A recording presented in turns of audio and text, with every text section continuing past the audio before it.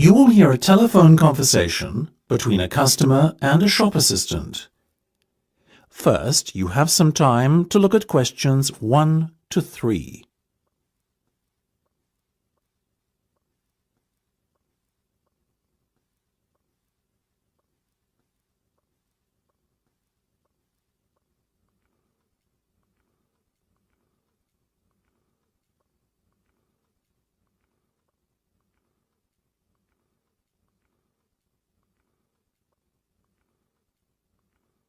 You should answer the questions as you listen, because you will not hear the recording a second time.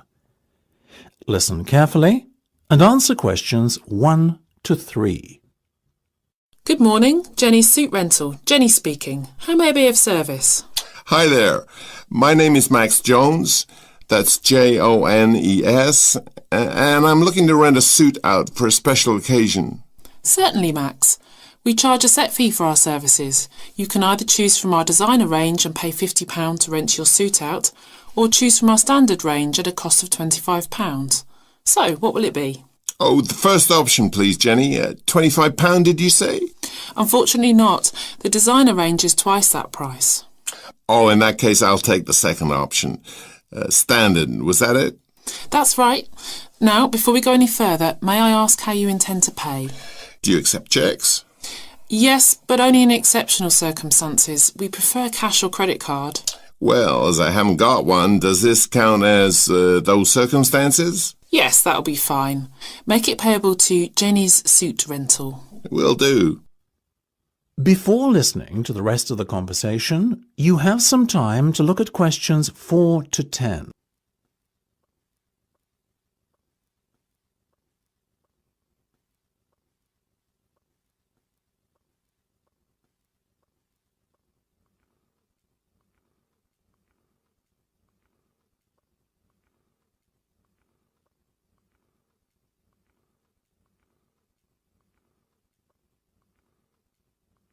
Now listen and answer questions 4 to 10.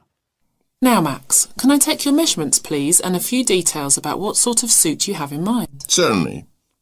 Let's start with the trousers then, shall we? What is your waist size and leg length? I used to be 32 waist, you know, but these days it's more like 36. Too many cream pies. I've been there. And about the leg, 34? I wish. I'm afraid I'm somewhat lacking in the height department. Not even a 32. 30, I'm afraid. Never mind. As for the colour, could you do a dark grey suit? In fact, we have a very smart one of those in just your size. You're in luck. Now, what about shoes? Same colour? No, I think I prefer something darker. OK, let's go with traditional black then, shall we? What about size? I'm a size 45. By my calculations, that's 10 in our sizes. And style? What have you got? We do suede, nubuck and traditional leather. Definitely the last one. Very well. And will you be wanting a necktie? Do you do bow ties? Of course. I'll put one of those down in your order. Dark grey, I presume? Perfect. To match the suit. I think I fancy a light blue shirt, by the way. Might I recommend a green? Green would go very well with the suit you are renting. Light or dark? I'd say dark. Dark it is then. My neck size is 17 and a half. Hard to believe that a little over a year ago I could fit into a 15, isn't it? Those cream pies again, right? You got it. Now, what about your suit jacket? Same colour as the trousers, obviously, but what size? Medium should be fine. You sure? Yeah. And have you got any of those 3-button ones? I'm afraid not. The 1 and 2 button suit jackets are far more popular at the moment. In fact, the 1 button is all the rage. Let's have that one then. No problem. Now. That is the end of part 1. You now have half a minute to check your answers.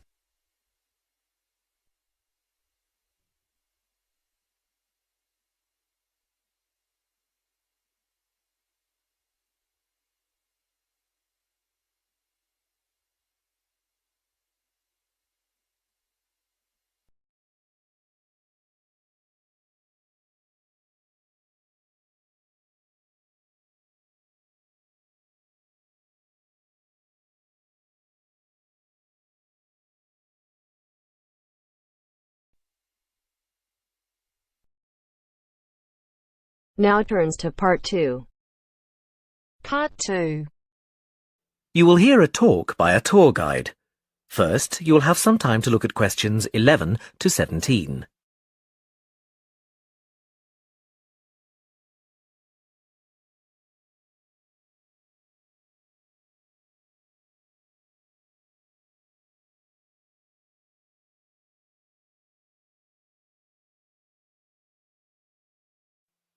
Now listen carefully and answer questions 11 to 17. Welcome to San Fernando City Tours. I'm Mark, your tour guide. We have a lot to see in 3 hours, so make sure you're comfortable. We'll be traveling into the historical district first, and then into the town center. After that, it's out to the harbor, and we'll finish up at the lighthouse, just past the harbor. That will take us up to midday, and after that, you're free to do what you want. At the lighthouse, you'll have a chance to visit the tea room and take photographs of the magnificent coastline. Now, as we have only 3 hours, we won't be able to take you around the shopping district, but we think you'd prefer to look around the shops there in your own time anyway.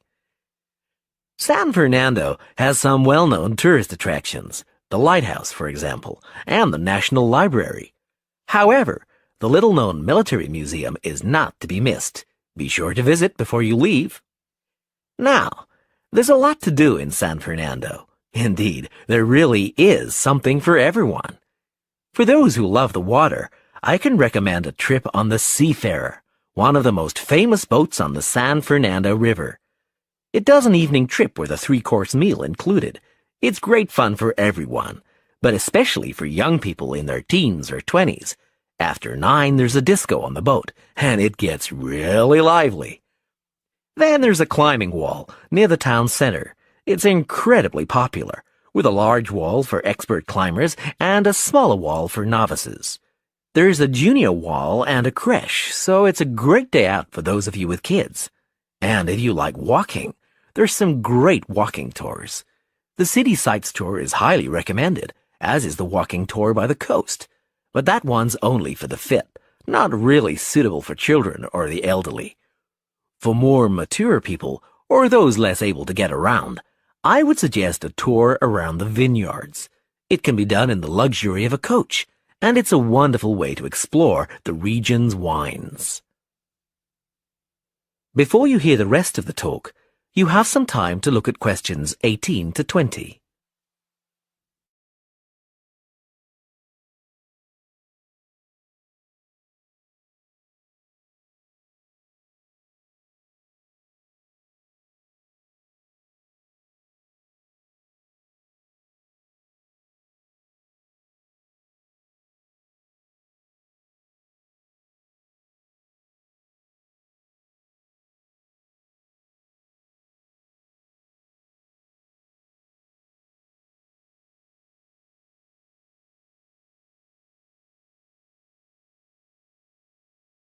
Now listen and answer questions 18 to 20. Naturally, there's a charge for all these attractions, but you can get 15% off if you have an Explorer Pass. If you don't have a pass but would like one, the driver here has application forms. Just ask him for one and fill it out while on the tour. Then you hand it into the tour office. Normally, it costs $10, but this year it's just $7. When you hand it in, you'll get your picture taken for the card on the spot, and then your card is ready to use. Remember to show it whenever you pay for anything. The discounts apply not just to tourist attractions, but some bars and restaurants. Basically, everywhere you see a red Explorer symbol. We're coming up to the historical district now. If you'd like to look at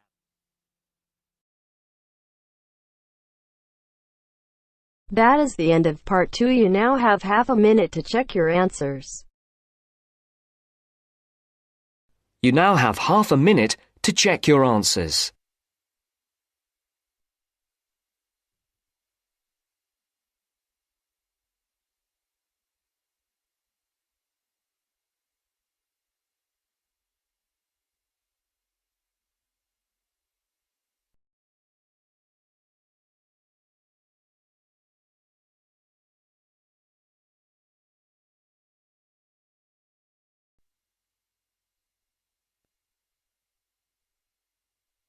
Now turns to part 3.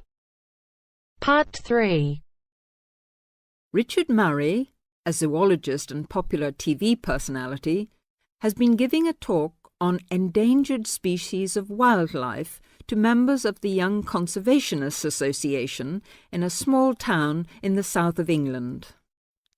Listen to the extract from the discussion he had with two of the young people after his talk. First, you have some time to look at questions 21 to 25.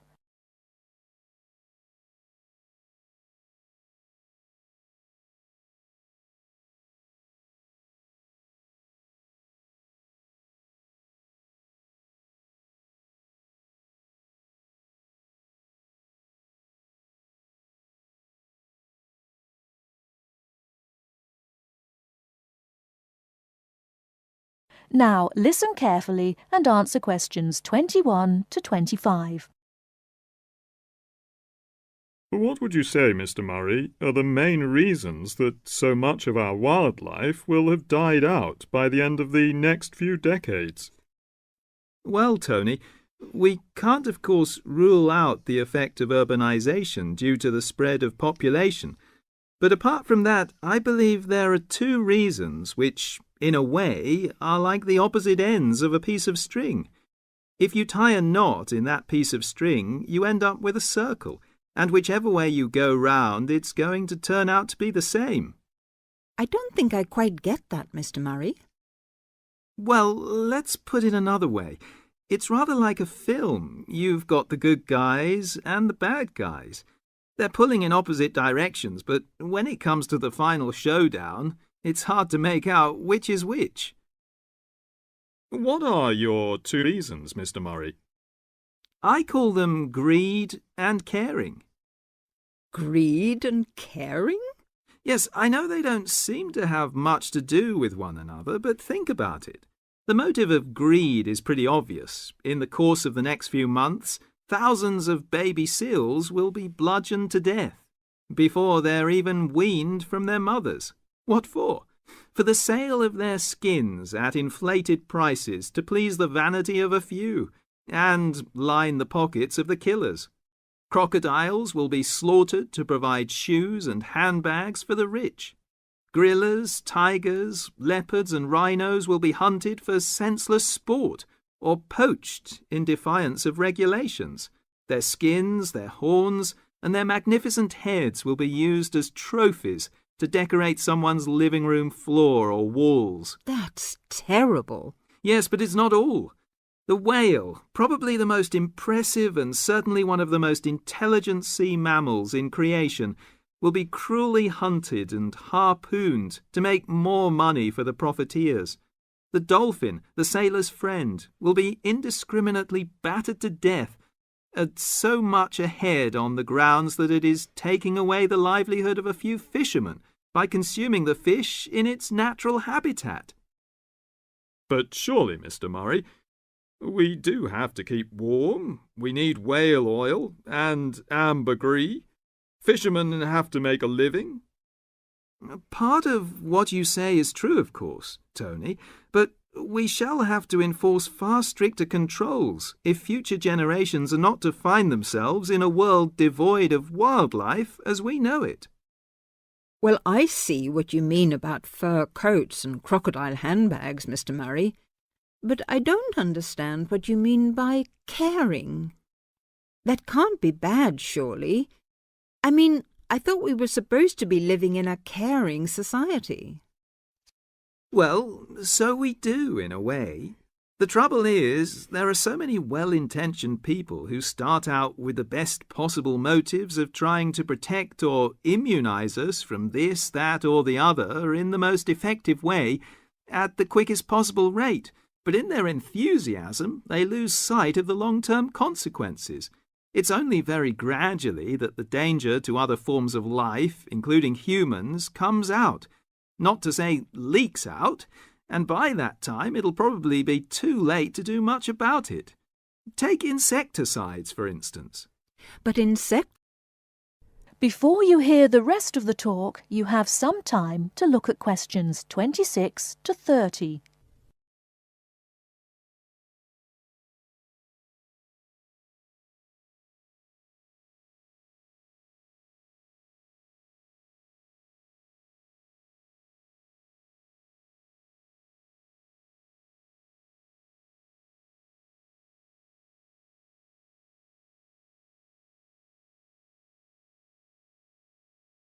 Now listen and answer questions 26 to 30.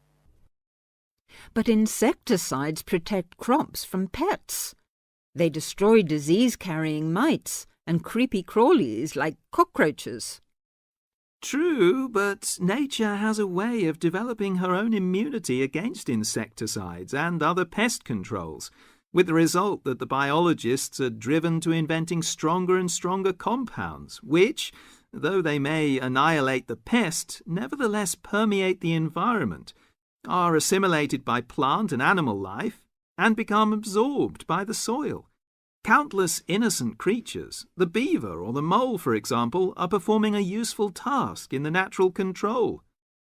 The alarming prospect is that as these poisons enter the foods we eat, and consequently our own systems, they'll find their way into the body of the pregnant mother and into her milk, offering incalculable risks to the unborn or newly born infant.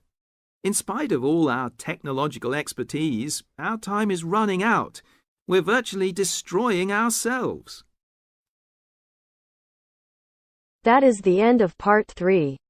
You now have half a minute to check your answers.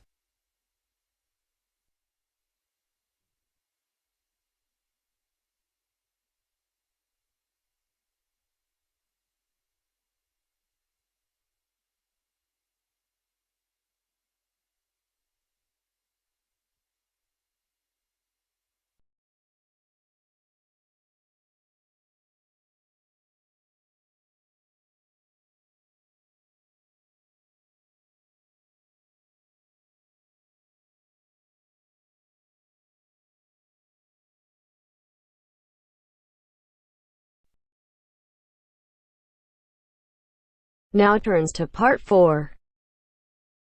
Part 4. You will hear a media studies tutor giving a lecture about news sources. You now have 30 seconds to read questions 31 to 35.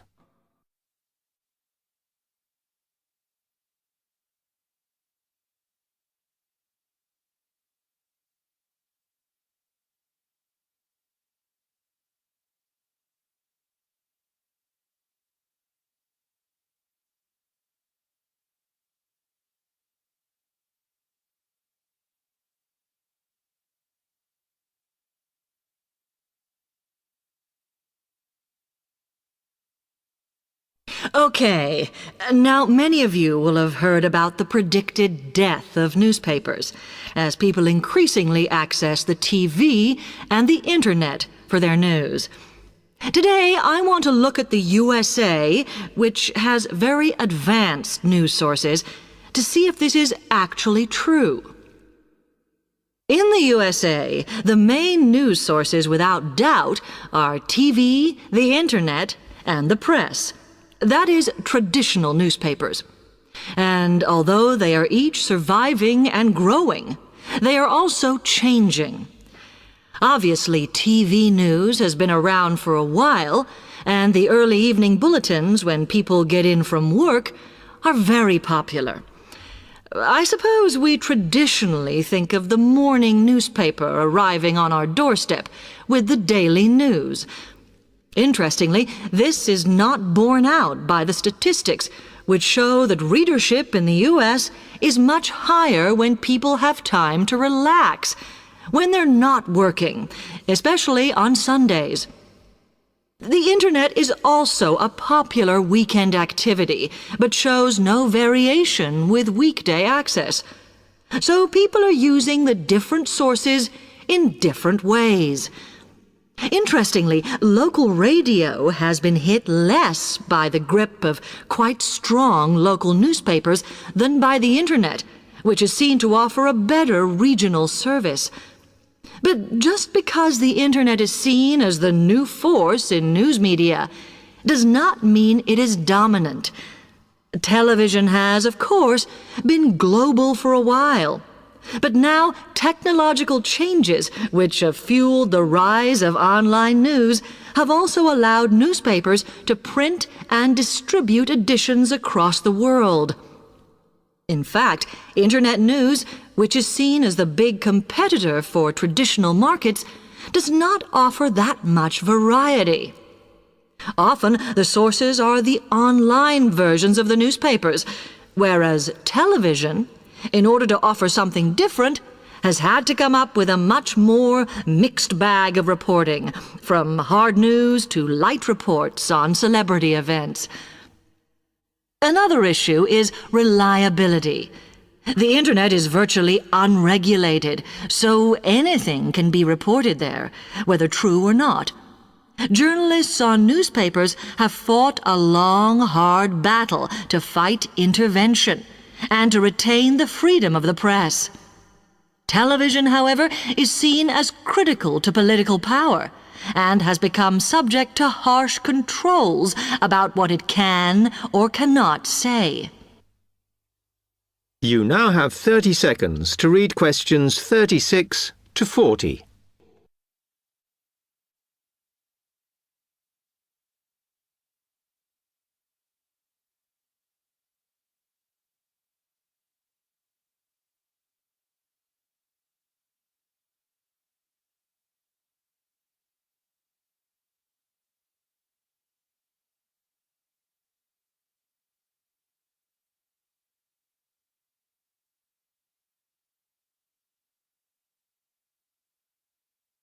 Now, one very critical factor in keeping newspapers alive and well in the USA has been their approach to advertising.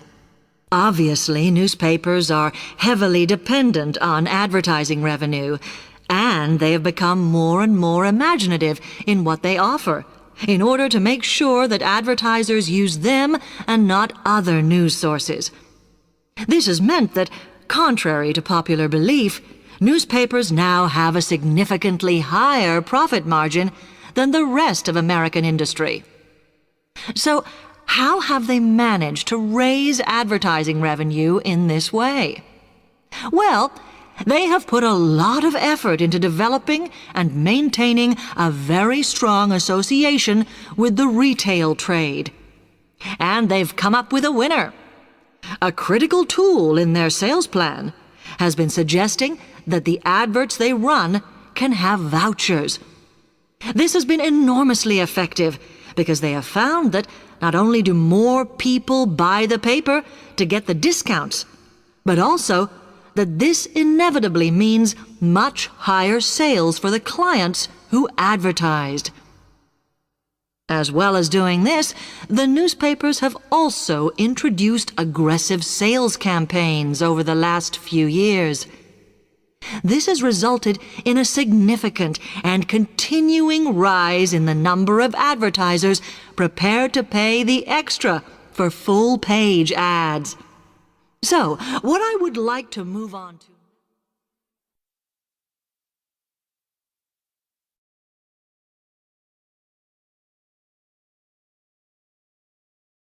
That is the end of part 4. You now have half a minute to check your answers.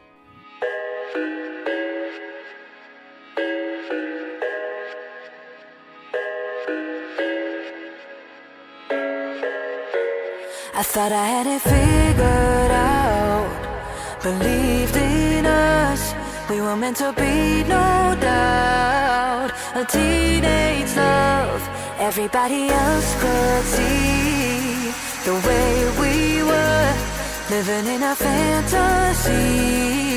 When I kiss her, I